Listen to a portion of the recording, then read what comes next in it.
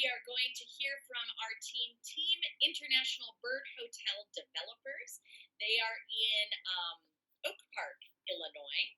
So, International Bird Hotel Developers, I think we have you online. Let me stop sharing my screen so that you can share yours so we can hear your presentation. More than 3 billion migratory birds have died since 1970, mostly due to habitat loss. Scientists are predicting an insect apocalypse, with up to 40% of insects at risk of extinction. People don't know that species such as the Carolina chickadee need 9,000 caterpillars to raise their chicks from birth to fledging. Meanwhile, in most communities, turf grass has taken over American lawns and is now the default landscape for all yards. They are ultimately equivalent to a concrete pavement as they provide nothing for most birds and pollinators. 80 million pounds of pesticides are used for the maintenance of 40 million acres of U.S. lawns each year. We first really recognized this issue when we did a project in science class that had us researching birds and their habitat loss. We realized that so many birds are dying out and many people are doing nothing or are not even aware of it. Over 100 species of birds migrate through Chicago every year. Instead of passing through our community and finding turf grass, non-native shrubs and plants, and no place for food and shelter, birds will find an International Bird Hotel. We are the International Bird Hotel Developers. I'm Christopher. I'm James. I'm Simone. And we are going to transform this piece of land into a bird and wildlife sanctuary to inform students and the public on what changes need to be made on how we see native plants and species. Part one of our solution is going to be building a sanctuary for these birds and wildlife so they can have a safer migration throughout their trips. Like any good hotel, we have something for everyone. Need tall grasses and a place to eat off insects? We have prairie rooms. Need shrubs for berries and a place to sleep? We got shrubs and woodlands. Need a spot to sunbathe and get wet? We have rocks and dead sticks under the sun and a bird bath too. Part two of our solution is education for the students and community. People can walk the paths and see the native plants we installed and learn about them after visiting the little library or the informational signs along the way. They can see birds at the feeders and bird bath. Butterflies and bees will be visiting the pollinator plants. All the signs will also explain why we need more hotels like this and how to make them in their own homes. Classes for kids can also be held in the private woodland areas and will also be provided with activities to get them involved.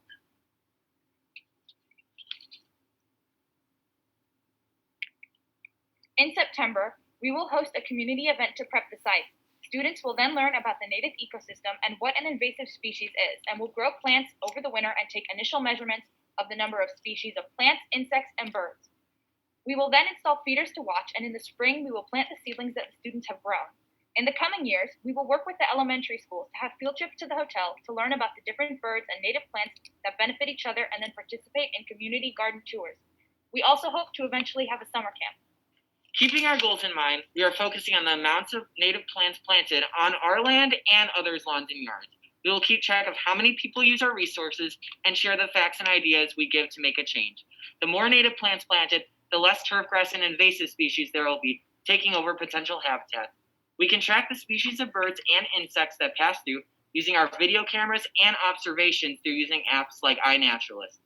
We will also keep track of our community impact by how many International Bird Hotel signs we provide to the community. We have met with many Brooks teachers to figure out how to get classes involved. In addition to their ideas, the art classes will make the signs, the design class will make an irrigation system for the plants, and the science classes will analyze the different bird species and see how the native plants are growing and benefiting the ecosystem, in addition to growing plants in the classroom. Some partners we are working with to spread the word and learn more are the Field Museum, West Cook Wild Ones, University of Illinois Extension Master Gardeners and Naturalists, the Park District of Oak Park, and the Village of Oak Park. We would also like to thank OurEcho for giving us the inspiration to really follow through on this challenge. And if people don't want to have to leave their house to watch, no problem. We have set up motion sensor cameras to watch the birds off your own device. If you want more information, you can visit our Instagram, Facebook, and TikTok. We also have our very own website where you can have the sources to our information and flower sellers. We want to end with a quote from the poet Gwendolyn Brooks, who our school is named for. This quote is on the mosaic wall and it sums up our project. We are each other's harvest. We are each other's business. We are each other's magnitude and bond. We discovered during this project that we are all interconnected. The plants we choose for our yards affect the insects, which affect the birds, which affect their lives as far away as Canada and South America. People tend to paint projects like this as based off of political views, when conservation of nature isn't an issue of political left and right or a political issue at all. Conservation of nature is an issue for humanity, not something to be debated upon in a political setting. You can do something like this in your own yard, much like Douglas Calamy in his book, Nature's Best Hope, when he tells the story of a parent who was able to connect more with nature through the monarch butterflies that landed on his native backyard milkweed plants. This is more than just a planting project. We are bringing everyone together and engaging the community to fix this nationwide issue. We are going to set an example for our town, and our ideas will spread throughout other towns, watching, and even our city. That's it. All right, guys.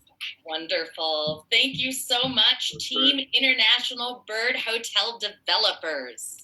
That's so great. Philippe, I'm going to toss it over to you.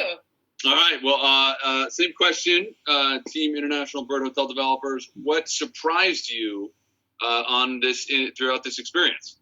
The thing that was surprising was the fact that you could take like a small adjustment to your lawn, like planting a sunflower or some purple coneflowers, and it could make a big impact on the environment around you and attract native birds and bugs too.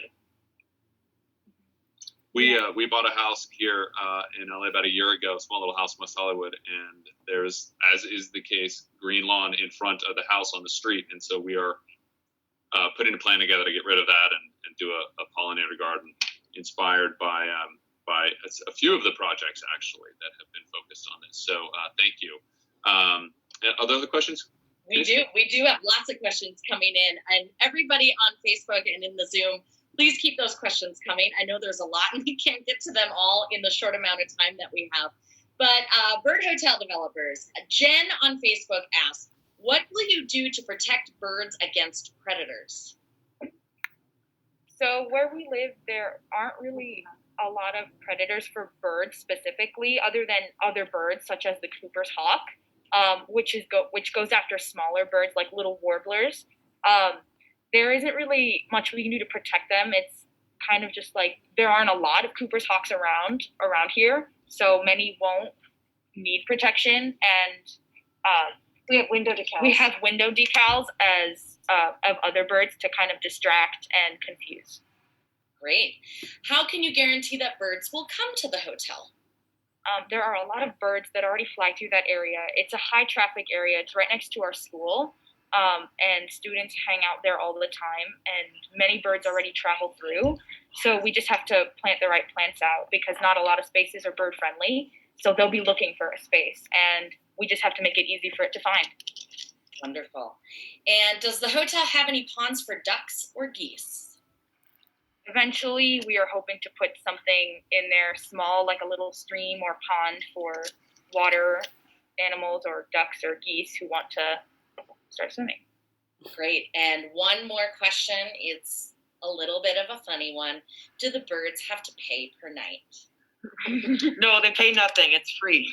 I mean, if they want to, they can. That's great. Keep some bird seed, pay it forward, and leave a little bird seed behind. I also want to point out the amazing branding going on right here. Can we get a shout out for the branding with the map? And yeah, bravo on the branding. Very well done. giveaway on Instagram. My last question. Anything you do differently? Anything that didn't work out the way you expected, you had to adjust? We would have, at the start, reached out to more people and earlier to get more of their ideas in. Because we personally discovered that a lot of people have so many ideas. Like every single person that we've talked to about this has added something new. And sometimes we didn't reach out fast enough to get all their full idea and perspective. So just reaching out earlier, I think, would be the one thing. All right. Great. Awesome. Thank you, Team International Bird Hotel Developers.